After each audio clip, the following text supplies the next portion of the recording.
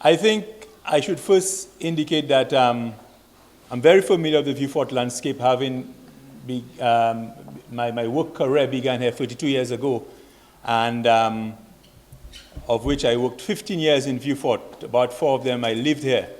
So I have socialized, I have worked, I have played in Vieux Fort, so I think I'm qualified to say that I know the Vieux Fort landscape very well.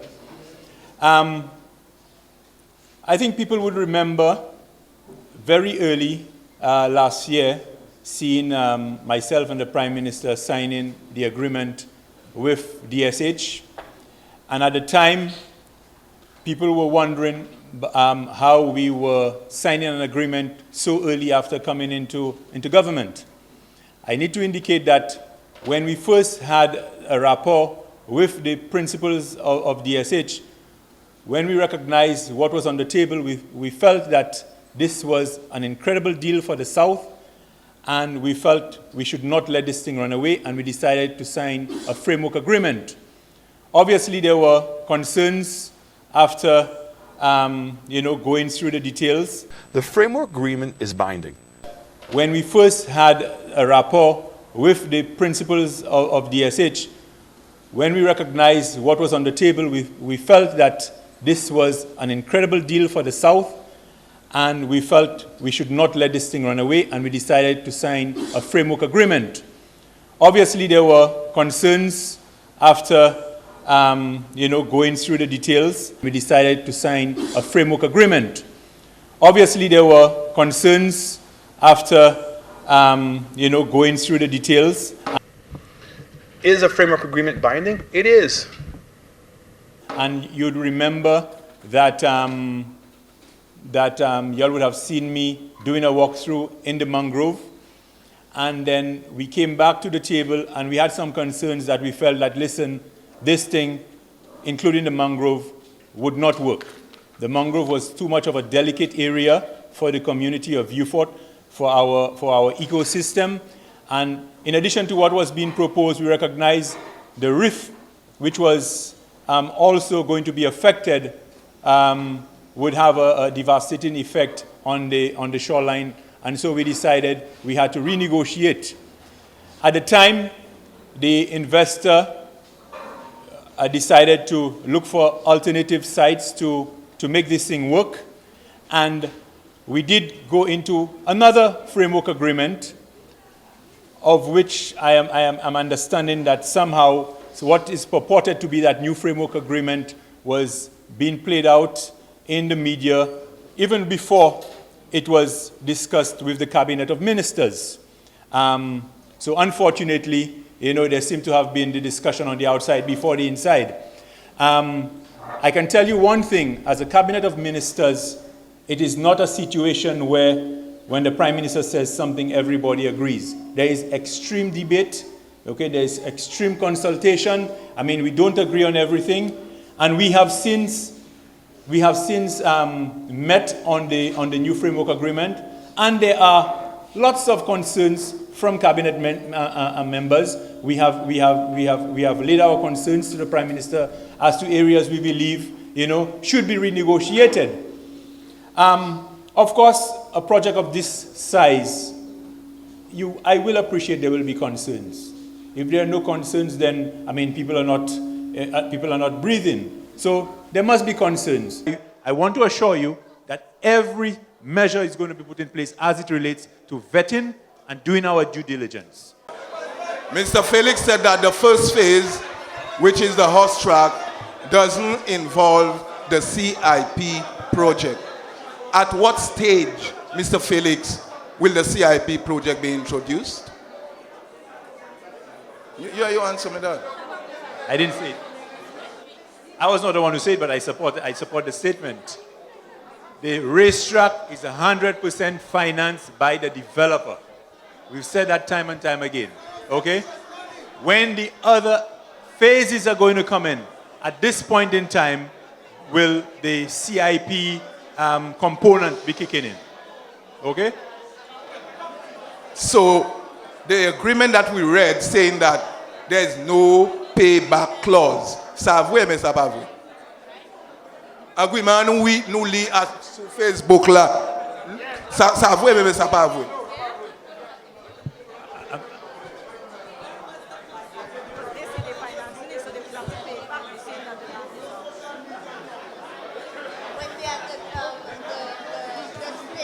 Right, so if I could answer if I could answer the gentleman's question.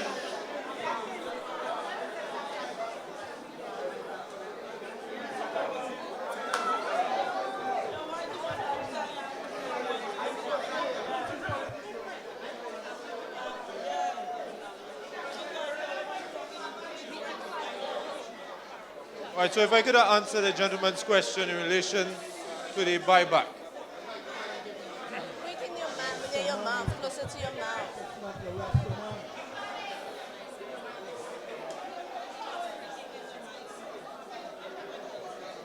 Rastaman, Mr. Snack, the Right. Rastaman, no gentleman. Right, so if I could have the attention of the room so I could answer the gentleman's question. My gentle. The Rasta man. Can we get some quiet so he can answer, please? So what needs to be understood about the buyback provision is that no lands have been transferred to the developer for any aspect of this project. Lands will only be transferred to the developer when he is in a position to actually execute any particular phase. So right now, what is being focused upon is phase one. The investor or the developer is in a position to execute that project.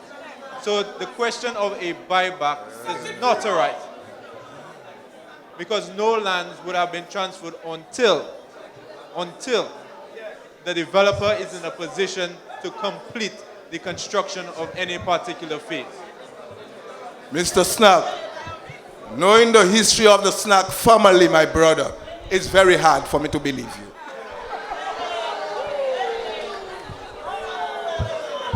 Let me.